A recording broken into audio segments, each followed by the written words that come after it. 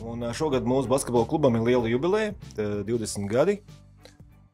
Mēs izdomājām iet tādu progresīvu ceļu un izdomājām uztaisīt savu podkāstu priekš galvenokārt Saldiniekiem, Saldus novada iedzīvotājiem, jo tāpēc, ka šis ir Saldus basketbola klubs.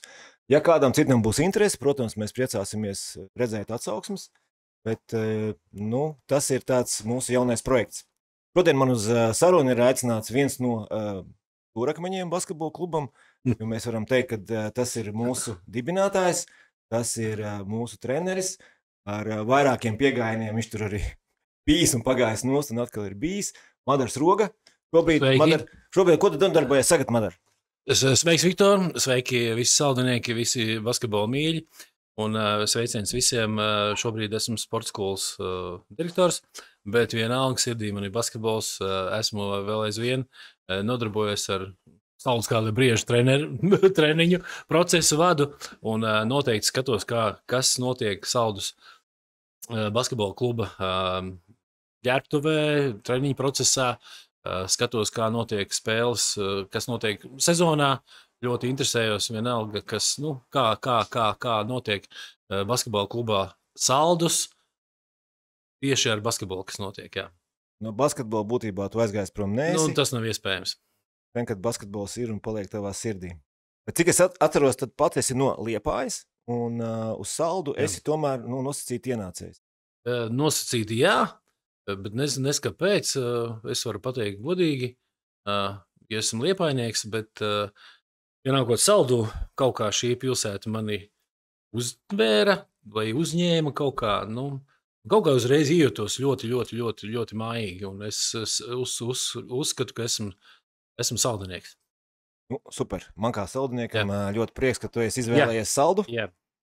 Bet, skaidrs, bija 90. gadi, un Saldus basketbols jau nav sācies tikai ar basketbolu klubu Saldus esošo versiju, bet tā bija arī 90. gadu. Ja jūs atceraties, tāds atcerās, varbūt ne, mums bija pirmā Saldus BK versija. Un varbūt, ka tā bija tam klubam tāds īsāks mūžs, bet arī tu tur biji kā spēlētājs toreiz. Jā. Bet mūs tagad interesē vairāk šis basketbola klubs, kas šobrīd ir aktuāls, kuram ir jau būtiska vēsture Latvijas basketbola kartē. Un kā tu atceries šo situāciju, kad basketbola klubs dibinājās, viņš radās? Kā tu to atceries? Tas bija tāds interesants laiks. Man bija savs bizness, es strādāju savā biznesā, un, manuprāt, pat vairs arī beidzās mūsu, mans arī basketbola laiks jau tas mūsu kad mēs spēlējām. Aktīvais. Jā, toreiz bija A divīzija, nemaldos. Jā, tā ir pēc LBL, tā ir nākamā, kurā mēs bijām, kuru mēs kopā ar, noteikti gribu pieminēt, jau nelaiķi Ivar Zankovski, kuru mēs novinējām, un mums bija iespēja arī tik tālāk, bet mēs sapratām, ka nebija tās naudas, toreiz bija kaut kāds arī līdums, un tad tas ir tas laiks, kad es pats spēlēju. Un tagad bija tā pauze, nekas nenotika, un vienu dienu man zvana Elga, Grota Elga, zvana un saka, kad Madara Rekuja, tāda novadnieku komanda, novadnieki, ļoti nopietni tādi džeki, kuri grib tā kā startēt, ja nemaldos, tā bija olimpiāda, jā. Un tas gads tagad, jāsaka, neatceros, bet tā bija Ventspils. Pirmā. Un viņš saka, Roga, davai, kas tev ir? Ja ne tu, tad kas tad? Kas tad cits? Un es tagad atceros, es aizgāju uz to pirmo treniņu, un es apskatos tie džeki tādi jauni un arī satraukušies, un es pat es to vingrinājumu, spoguļu attēlu to, es pakustos viņu pretī, šito te vingrinājumu, tā kā bērniem tādu. Kā krabīšiem. Jā. Es nekad to neaizmirsīšu, man tagad acīs stāv tas elementārais vingrinājumu, ko viņi vispār saprot, vai viņi kaut ko māka vai kaut ko nē. Un tas, tad ar to arī viss sākās. Treniņš, process, sākām gatavoties tā olimpiādei, kaut kā, es pat neatceros, kā tur bija, mēs aizgājām pāri visam tam ciklam, vinējām to un aizbraucam uz Ventspilu. Un tad tur pieslēdzās Jānis Blums. Tajā pirmsspēles, kā tagad atceros, mums neiedeva Juri Patmalnieku un Arvi, šito te Salvi. Salmētri, jo viņiem bija Latvijas basketbola līga direktori. Jā, jo viņi bija, viņiem bija jaunatnes kaut kādas izlases, viņi tajā brīdī. Nav tik būtiski. Jā. Tajā brīdī, dušiem, kad tas bija tāds izaicinājums, pirmais tās nopietnākais turnīrs, bet tas process, kad tas klubs dibinājās, kaut kādā brīdī, kuri vēl bija tās personas, kas bija tādā dibināšanas šūpuļa? Viennozīmīgi tas bija Patmalnieks. Viņš bija tas, kas visu kūrēja un, teiksim tā, viņā bija tas, ka viņam ļoti bija svarīgi, jo viņam dēls spēlēja, Arturs. Juris jau bija projām, bet viņam bija svarīgi, lai tas pasākums notiktos. Un man tur vispār nebija nekāda interese, bet mani vienkārši pierunāja, jo kā speciālists nosacīja, kas ir speciālists. Pagaidām, tev sporta akadēmijas izglītība bija? Arī tev ir. Arī tev ir. Tāpēc, ja mēs mīlam to sportu. Jā, tieši tā. Un tā pašā laikā arī tev mēs piesaistījām. Pats ļoti labi atceros. Arī bija. Ar mani būs cits stāsts. Man vairāk interesē tagad, kā gāja tas process. Respektīvi, Elga zvanīja tev. Elga man piezvanīja un pateica tā, Roga, viss, gatavojamies olimpiādei, jābrauc ir. Aizbraucam uz olimpiādi, netīšām dabujām 3. vietu. Godīgi pasaka, netīšām, pilnīgi tur varēja būt savādāk. Un pārbraucot mājās, es domāju, labi, viss beidzās. Viņi zvana atkal, viņi saka, beidz, kur ir variants, maucam. Spēlētāji ir, tas ir. Naudas nekādas nebija. Man piedāvāja vienkārši, trenēja un brauc un sākām no C līgas. Sākotnēji tad bija tajā laikā Latvijas basketbola līga. Jā. Tad bija A, B un C līgas. Jā. Mēs kā tagad atceros, tad mēs nebijām spēlējuši nekādā Latvijas čempionāta daļā. Jā, tāpēc mēs sākām būtībā no pašas apakšas. Jā, no pašas apakšas, un, protams, kad mēs tur gājām, tā kā vilciens visiem pāri. Visur, kur aizbraucot, mēs, es nezinu, tur 20-30 punktus ar pie visu spēlējām. Es ko gribu atzīmēt vēl? Uz olimpiādi braucot, to pašu pirmo, uz Ventspilu, savācot tos novadnieks, es tādu Edgaru Buļķi vispār nepazinu. Galvenais, un pēc tam prasa, kāpēc tu nepaņēmi Buļķi sastāvā? Kas tas tāds? Iedomājies? Ārprāts. Tagad mēs esam labākie draugi, bet tad es nezināju, ka tāds saspēles vadītājs ir tā komanda, es gribu pateikt to, ka tā komanda komplektējās vienkārši haotiski.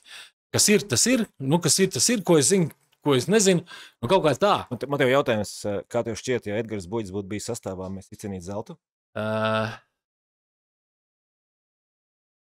Labs jautājums. Ventspilī mums to neļaut. Tā bija Ventspils. Ja Jānis Blūms atbrauc viens pats un tai spēlē toreiz tur noplosījās, tad vienkārši mums neļāva. Mums neļāva. Neskapēc tos 2 džekus nepalaida. Un tā pašā pretī tās bija lielo pilsētu intrigas, un skaidrs, ka tajās pilsētās, kurās bija šie profesionālie klubi, attiecīgi tur tika prasīts rezultāts, un skaidrs, ka mēs tur cīnījāmies, lai tiktu tajā četrniekā.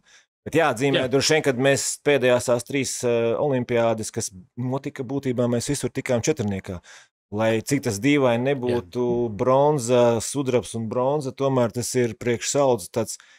Man šķiet, ka tas bija tas laiks, kad mēs to basketbolu kaut kādā veidā uzbūstojām. Ja? Tas bija, protams, vietējie spēlētāji, un bija tie spēlētāji, kas bija piebraukuši klāt, tad profesionāļi. Ne visi varēja, bet es domāju, ka tas bija tāds pagaidzinuls.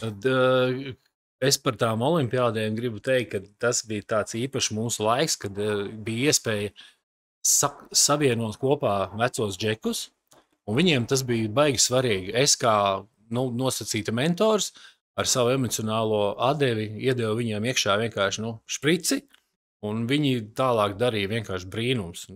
Vienkārši brīnums. Ja mēs varējām tikt, nekad neaizmirsīšu to Liepāju. Kad tur Liepājā saldus, Pus uz pusi cilvēki un tās emocijas un tas viss, tas viens punkts. Jā, bija interesanti.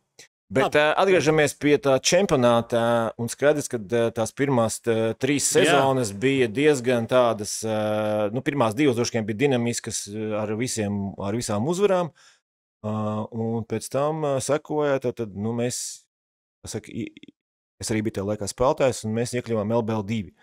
Un tas šķita kā tāds, priekš mūsu tādas apziņas bija tāds, tāds liels tāds notikums, kad mēs esam pietuvojušies tai nosīt basketbola elitei, kas tajā laikā bija, jo, toreiz jau tas LBL 2 diezgan tāds, bija diezgan prestižs turnīrs bija. Es gribētu teikt, ka noteikti, jā, LBL 2 tas jau bija tāds, nākamais aiz lieliem vīriem uzreiz, kur augstākajā jau līgā jau tad, arī tur mēs pabijām, bet tas cits tas. Bet atceroties to, tagad tu atceries, kā tajā laikā tu meklēji vēl spēlētājs, kā laikā, jo es atceros, ka tur parādījās dažādas sejas, kas varbūt ir saistīts ar saldu nosacīt, jā, tur Kurkus, Ankevičs tur parādījās teniņos, bija vēl dažas personas. Jā, es biju pat aizmirsis šito te visu. Jā. Mēs baigi, jo man toreiz bija tā kā, negluži menedžeris, bet tā kā, tu man palīdzēji ļoti ar tiem spēlētājiem, tu man piedāvāji, ar ko rēķināties, ar ko spēlēt, kādu komandu veidot. Oficiāli menedžeris es kļuvu nākamajā sezonā. Tas jau bija oficiālais, bet tu jau tāpatās visu laiku biji tur iekšā un kaut arī kā spēlētājs, bet es nekad neaizmirsīšu, ka es treniņā es viņu dzenāju un Viktors man saka, ko tu man liec par to pirmo, kad par otru? Labi, tas tā. Ja iet runa par LBL 2, tad tas bija tās ļoti nopietnas solis, kur es jau tad sapratu, kad es tik vienkārši ar 2 reizes nedēļā treniņiem, tā īsti neiet cauri. Kad ir jāsāk gatavoties bišķi nopietnāk. Labi, tur vēl sakrīt tas trakais laiks, kad visi mācījās, lielākā daļa bija rīdzinieki. Nevis rīdzinieki, bet Rīgā. Un tad, man tā braukāšana baigākā sanāca. Kā jūs toreiz bija izīrēta zāle Ipsalā? Jā. Maza salīdzinoša zālīte. Un tad bija šie stāsti, kādā veidā no Saldus to ar savu Mercedesu brauci uz Rīgu regulāri un vadīja treniņus, kopīgos treniņus. Tas ir kosmos. Es nezinu, kur man tā enerģija bija un kur es vispār... Man vēl bizness bija tāds diezgan tāds, es 6 no rīta vēru vaļā savu iestādi, tad es 11 braucu mājās pagulēt, tad es braucu, un tad pūkstens 4 savāc nārķi, un kas vēl bija no Saldus? Nē, nārķi, un tad mēs braucām caur Jelgavu, savācām dūriņu, un braucām uz to īrēto zāli uz treniņu. Pēc tam bija, protams, Hesburgers vai kas tur bija? Lulu pica, saprotu. Lulu pica, jā, Lulu pica bija. Un mājās kaut kādos 12, nezinu, apmēram. Nē, traki bija. 2 reizes nedēļā šitā es saku, traki bija. Bet tas deva rezultātu. Mēs aizkapājāmies līdz LBL 2 pašai augšai. Tas deva rezultātu. Pirmais zāģis bija pret Ogri. Kā tagad atceros, tas bija pirmais zāģis, manuprāt, varbūt arī kļūdos, bet tas bija Ogrē, bet play-offos atkal tā Ogra nāca mums pretī jau 4. finālā un līdzīši pēdējais metiens, lai nebūtu pagarinājums, kur izšķīra ļoti daudz, ko, tikām tālāk un jau mēs tur vienu zāģi dabījām, bet piesmējām beigās. Meža tajā tur. Atceros to slaveno metienu, protams. Un to visu atceros. Strīds bija liels, un es atceros, ka mēs strīdējāmies ar Ogras, man šķiet treneri. Kādu no tiem Ogras celtiem, es teicu, ja spēle būtu bijusi Ogrē, būtu ieskaitīts tieši tāpatās. Jā, tur šeit, ka tā arī būtu bijis. Jā. Bet tad bija tāda pauze, es saprotu, tad kaut kādu brīdi tu tā kā bišķiņ pagāja malā no tā trenera aroda, jo droši vien, kad arī bija nogurs no tās braukāšanas un tā visām menedžēšanas. Es biju emocionāli izsmēlies, kā teikt, tu tagad treneri, izdedzis. Es tiešām jūtu, ka man ir pa daudz, kad es vairs, es nespēju vairs dot to rezultātu, ko es pats gribu. Bet šīs te uzvaras sezonas, kad mēs vinējām Ogri, tas ir LSPA finālā. Jā. Pēc tam sekoja taču mums kāpiens uz LBL1, kurā tu taču pirmo sezonu biji. Īstenībā mani pierunāja. Jā. Un te es gribu pateikt, kurš pierunāja. Tas, kas tur sēž malā. Es absolūti es negribēju. Atceries, Edgar? Es galīgi negribēju. Bet tad bija tas slavenais akāls teksts. Kad tad, ja ne tagad? Vai kurš, ja ne tu? Kurš, ja ne tu? Un es piekrītu, jā. Es piekrītu tikai tāpēc, ka bija Edgars, kurš man teica, ka palīdzēs, un jāsaka godīgi, viņš arī man ļoti palīdzēja. Bet, protams, es neesmu tāda, tik liela, tāda, tik profesionāls treneris, kā, teiksim, kas pēc tam nāca vietā. Manī nav tik daudz tās zināšanu un to. Es vairāk esmu tā kā ar cilvēkiem strādāju, ar psiholoģiski, tā kā, vairāk balstījos uz emocijām, jā, nekā uz to tehnisko izpildījumu. Jā. Bet kāds bija tomēr, man tajā laikā šķita, kad ņemot vērā tev nopelns, ka tu ievedi mūs tajā LBL2 un kad mēs arī uzvarējām LBL2 un ka mēs esam nopelnījuši LBL1, man kaut kur iekšā likās, ka tu biji pelnījis to vienu sezonu, vismaz tā LBL1, ka tu varētu sev atzīmēt, jā, es tur biju, es tur izdarīju kaut ko. Tas arī bija tas, ar ko viņš mani pierunāja. Tagad tu saki, jā, es esmu pelnījis, un, tagad, kur nozīmē pelnījis? Bet tas bija traki, tas bija traks gads vienkārši, tur mēs visi zinām, kas tikai tur nenotika. Kas tur notikās, ja tu atceries? Var izstāstīt nedaudz? Dieviņ, tētiņ. Es tā kā tāds idiots domāju, ka es esmu komandu, bet izrādās tur pusi ir pārdevusies. Vienkārši toķikā laiž. Kaut kāds ārpā, un es nesaprotu, kas notiek. Labi, tas ir tāds smags stāsts. Man šķiet, ka tas bija tas gads arī, kad ne tikai mēs, bet arī vēl dažas komandas bija iesaistītas tajās situācijās, kā tas totalizators skandāls, jo tas totalizators sērga gāja uz āru, un mēs bijām droši vien, ka viena daļa no tā. Jāatzīst, kad tikai dēļ dažu cilvēku varbūt tās nomierināšanas mēs neaizgājām tālāk, neeskalējām to situāciju un atstājām to situāciju, kāda viņi ir, un atlaidām tur dažus spēlētājus. Jā, tas bija tāds skarbs, bet kopumā... Kopumā, ja es tā, vēl tagad, atceroties to pirmo sezonu, man bija šausmīgs gandarījums, kad mēs pret Baronu 2-2 nospēlējām. Vienīgais, ko mēs Ventspilī nepaņēmām nevienu, un kaut kam vēl mēs tur nepaņēmām nevienu. Jā, bet pārējām komandām viņi brauc uz Sādu, viņi baidījās. Viņi baidījās, jo mēs varējām izsprāgt, un mums bija it kā sastāvs tāds pa lielam baigi nekāds, bet mēs varējām, pie veiksmes mēs varējām viņus sodīt. Un mēs beigās, ja nemaldos, 11 vai 12 uzvaras tajā sezonā izcīnījām. Vai tu atceries, cik nākamā sezonā izcīnīja uzvaras? Mazāk, vienu mazāk. Kā tagad es atceros, par vienu uzvaru izcīnīja mazāk ar lielo, ar jaudīgāku treneri, ar visu to, bet redz kā bija, nevienmēr jaudīgs treneris dod to rezultātu. Nākamā sezona arī nebija bez sarežģījumiem, protams, bet skaidrs, ka tā pirmā un vienīgā, un to arī paliks droši vien, ka vienīgais treneris, kas to pirmo sezonu novadīja, mēs LBL augstākajā līmenī, jā? Tas bija tāds baigais tāds jocīgs laiks īstenībā. Es neticēju, ka mēs varam, bet mēs varējām. Un es varu pateikt godīgi, es pēc katras spēles līdz 3:00 nevarēju pagulēt. Es sēdēju, domāju, analizēju, emocijas bija tik pārpilnas, un es sapratu, ka tas vēl vairs nav mans. Es degu. Es tik dziļi ieeju tajā basketbolā, ka es nevaru to vairāk pārdzīvot. Nu, tā vienkārši. Nu, beidzās spēle, un es aizēju gulēt. Nu, tas nav iespējams. Nu, nevarēju. Sēdēju mājās, blēņu televizorā, viskijas rokās, un es sapratu, ka tas, nu, labi, to sezonu es sapratu, izturēšu. Bet es sapratu, ka tā nav vairs, nu, tas nav vairs nav tā. Nu, tā neiet. Nu. Jā, bet pēc tam tu tā kā pārgāji, tas gan ir vēlāk, man šķiet bija, bet tu kļūpi par sporta skolas direktoru. Vēlāk.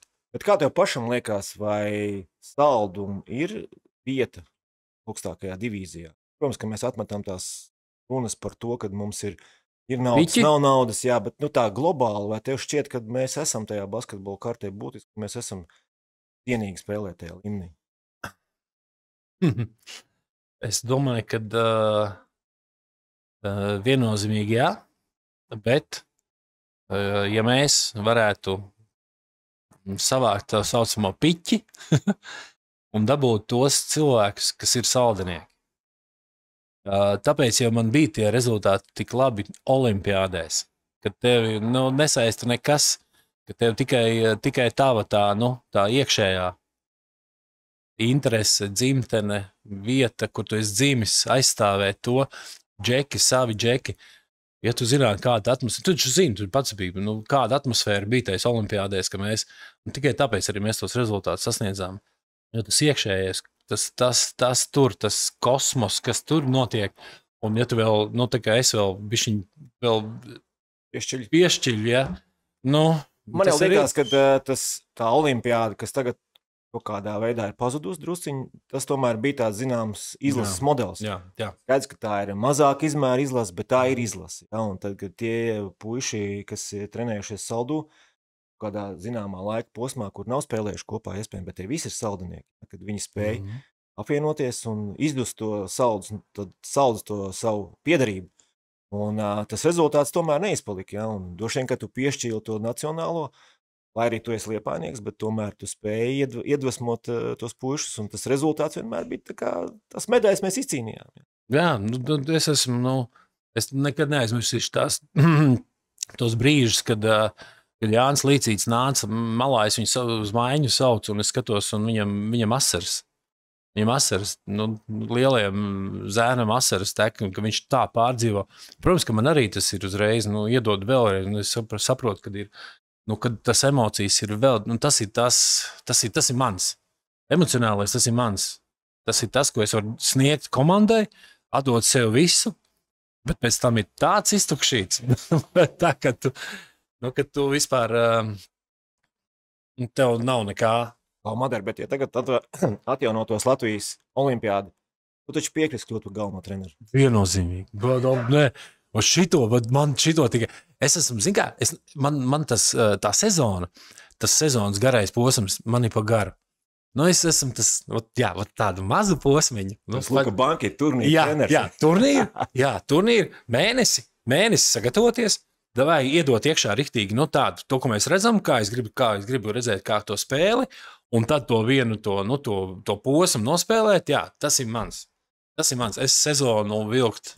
Es sapratu, ka tas man pa grūtu. Laikam arī, paskatīsimies pasē arī galvā. Treneri jau mums ir.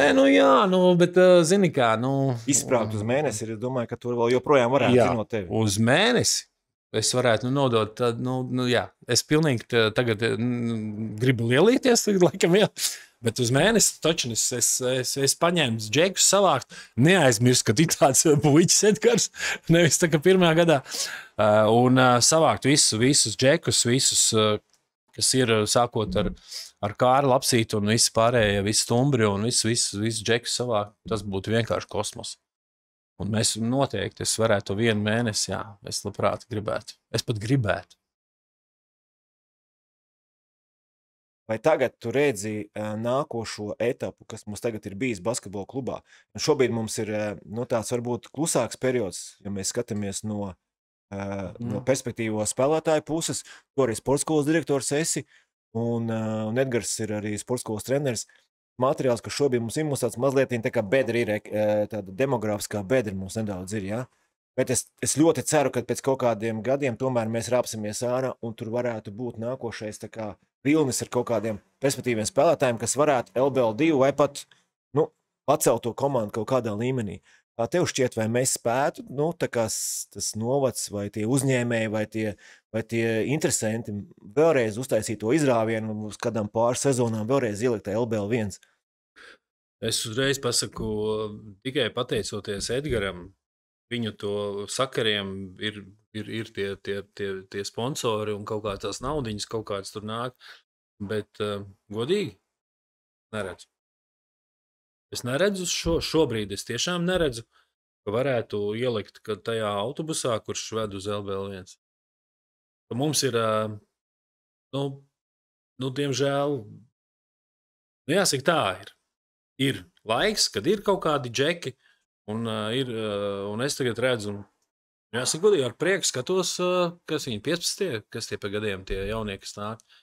Un tad tad, ja viņi neaizmuks pārzemēm, tad varbūt kaut kas tur varētu sanākt, bet šobrīd es to neredzu. Manuprāt, nav arī jēgas mākslīgi to visu veidot. Kā tev pašam šķiet, tu esi sportskolas direktors, bet kā tev liekas šī agrā braukšana projām? Tu esi tīri tāds cilvēks, kas īstenībā ir saistīts ar to, vai tu redzi tajā perspektīvu, vai tu tici, ka tas dod kaut kādu izaugsmu tiem spēlētājiem, vai tu tici arī, ka mēs šeit pat varam uzturēt. Jo, es pateikšu savu nedaudz viedokli. Man jau liekas, ka, ja tā piramīda šobrīd tāda, kāda ir sportskola un ir LBL2 komanda, kas ir pietiekami augstā līmenī, līdz kaut kādam vecumam tev noteikti nav jābrauc. Patiesībā tas treneris stāvs, kas šeit, viņš spējīgs nodrošināt to kvalitīvo darbu. Es vēl piebildīšu, ka manā skatījumā jauniem spēlētājiem, kas spēlē, viņiem jāspēlē tās 40 minūtes, viņiem ir jāstājas 10 kļūdas, viņiem ir jāmet 40 punktu, viņiem jākļūst par līderiem. Man liekas, ka tie spēlētāji, kas aizbrauc, viņi nekļūst vairs par līderiem. Viņi iekļaujas kaut kādās komandās, viņi kļūst par lomas spēlētājiem, viņi pazūd. Un šeit ir ļoti svarīgs jautājums, kurš tev ir treneris? Kāds tev ir treneris? Cik viņš ir ieinteresēts, cik viņš ir augsti, cik viņš ir kvalitatīvs un kā viņš veido to savu komandu. Ja tas treneris ir, neslēpšu, ja mums arī tādas kvalifikācijas ir treneris, kurš no rīta līdz vakaram šancē, ja, un ir treneris, kas atnāk un, vairāk vai mazāk, tā atstrādā. Un šeit ir svarīgi, ja tas treneris ir ieinteresēts tais komandas attīstībā, tad arī būs rezultāts. Bet ja tam trenerim ir tikai, nosacīti tikai, atstrādāt, tad arī nebūs rezultāti. Un tāpēc, ja tu man prasi jautājumu, vai ir jēga, ka viņi brauc prom? Jā un nē. Ja tev ir treneris, es piemēram, kā vecāks šobrīd, ja mans bērns būtu, tagad trenē, es skatītos, kas trenē manu bērnu, kādā kvalitātē. Jā, bet pieņemsim, viņš brauc uz kaut kādu Spāniju. Kā tu spēj novērtēt kaut kādu treneri? Pieļauju, ka mēs pat īsti pakomunicēt viņu kvalitīvu nevaram. Vēl jau vairāk vai vecāks, kas šobrīd trenē, vai kurš ir vecāks bērnam, viņš spēja novērtēt treneru kvalifikāciju. Manuprāt, tur drīzāk ir tādi tik dažādi ārpus faktori, kas ietekmē draugi, rādi, aģenti, nezinu, vēl kaut kādi tur padomdevēji. Tavs bērns arī ir aizbraucis projām. Jā. Un es teiktu, ka tas bija zināms risks, bet... Tu esi apmierināts? Jā, protams, ka es esmu apmierināts ar to ceļu, kas ir gājis. Protams, ka tas ir cits stāsts pavisam, bet viņš jau aizbrauc pietiekami vēl. Es uzskatu, ja ir perspektīvas spēlētājs un viņš 17, 18 gados liek nākušu attīstības soli, un tas attīstības solis ir tāds, ar vēlmi ielikt lielākā konkurencē, lielākā, tādā, izaicinājumā, tad es saku, tas nav obligāti ir kaut kāds ārzemes, tas var būt arī kāda no esošajām mūsu lielo klubu sistēmām, kurā tev ir tad vēl kvalitīvāks, varbūt tas fizioterapeits, dārsts, nezinu, vēl kaut kas, varbūt, ka tev ir vairāk treneri, tas ir fiziskais, varbūt basketbola treneris. Pie tam arī kādreiz ir labi, kad pamainās arī šis te treneris, jo tad vīzijas uzsvar un vēl kaut kas ir arī savādāk. Tas ir būtībā cits tāds, bet manuprāt, tie vecāki, kas ir šeit, mums ar viņiem jāstrādā, kas ir mūsu novadā, mūsu saldū, kad viņi, manuprāt, diezgan ietekmējami. Ir ļoti daudz padomu devēju, man šķiet, kas dotos padomus. Viņi aizmirst vienu lietu, ko es ar visiem vienmēr teicu. Pēdējā laikā netik daudz es aktīvi to strādāju. vietējais treneris, viņš jau nav interesēts viņu noturēt maksimāli līgu, viņš ir interesēts, lai tas vietējais spēlētājs, kā Edgars Audzēknis, lai viņš spētu sasniegt maksimāli augstākos rezultātus tad sportā. Un, manuprāt, vecāki kādreiz bišķiņ to nesaprot. Viņiem liekas, ka kāds iedos labāku padomu. Labāko padomu iedos treneris. Viņa treneris, esošais, tagadējais treneris. Jā. Nē, tur es to piekrītu. Nē, tur es to piekrītu, kad ir ļoti atkarīgs viss no trenera. Ļoti. Un arī no vecāka, kurš ir interesēts vai kuram ir apmēram vienalga. Domāju, ka mums visiem, gan sporta skolas direktoriem, gan treneriem, gan arī iesaistītiem, kas mums šeit, mums tiem vecākiem mazliet jāapstrādā vairāk. Viņi kaut kur mazliet ietekmējās. Tas ir varbūt arī mans lauciņš, kurā es varbūt tiešām neesmu tik daudz piestrādājis. Jā, es piekrītu. Kā tev šķiet, kas ir nākošais tātad arī tās sporta skolas izaicinājums, skatoties? Mēs skatāmies tādā basketbola kluba rakursā. Kur tu vēl redzi tādas sadarbības iespējas? Un šobrīd, jā, es zinu, ka mums ir kaut kur logo, mums ir līdzīgi, mēs izmantojam viens otru, mums ir krāsas līdzīgas. Manuprāt, šis ceļš ir super, manuprāt, tas kopējais tā identitāte, kas šobrīd ir. Vai tu redzi vēl kaut kas vēl būtu tāds, kur varētu pielikt klubs un arī sporta skola? Gailo briežu jautājumā varbūt. Arī tur ir piestrādāts pie brenda un izmantots kluba logo. Tas, kas bija mans akcents, tieši to arī es ļoti vēlējos, bet ne par to izstāst. Saprotu, ka es jau esmu sporta skolas direktors. Man nav tikai basketbols. Ir gan... Bet šeit mums ir basketbols. Šeit runājam tikai par basketbolu. Nē, es respektēju citus sporta veidus, un es uzskatu, ka viss kārtībā. Man ir, nevaru, negribu, bet es respektēju arī citus sporta veidus.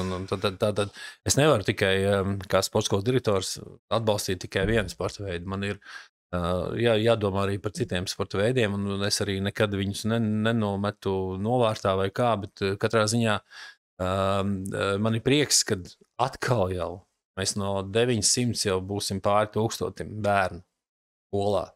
Tas ir kosmos, manuprāt, priekš saldus. Tas ir kosmos. Un katru gadu mēs augam kā skola. Bet, ja iet runa par basketbolu, kur pielikt, noteikti treneriem jāpieliek ir sadarbība ar vecākiem. Tas ir pats pamats. Edgaram ir paveicies, viņam tur ir aktīvisti. Visi aktīvisti ir pieminēsim arī Arvi Blūmu. Viens no darītājiem, kurš ļoti aktīvs ir, ļoti iesaistās, un ja tādi būtu vairāk, tad noteikti arī rezultāti būtu labāki. Svarīgākais, es jau treneriem saku, runājiet ar vecākiem, aiciniet viņus iesaistīties tajā visā. Arī droši vien, kad arī man tajās pašā, arī mani jāiesaistās tajā visā procesā vairāk ir, un tad noteikti arī būs rezultāti. Bet pamats ir darbs ar vecākiem. Es tā uzskatu. Ko tu redzi basketbola klubam? Kāds varētu būt nākošais tāds solis, kur mēs varētu virzīties? Ko tu varētu novēlēt, varbūt tās mums?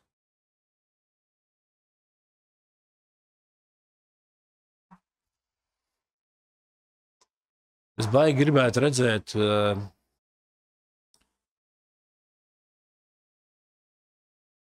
es tiešām gribētu redzēt jauniešus. Struns ar varbūt rezultātu.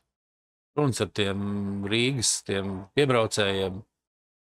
Labi būs pa muguru dafigā, bet labāk varbūt, kad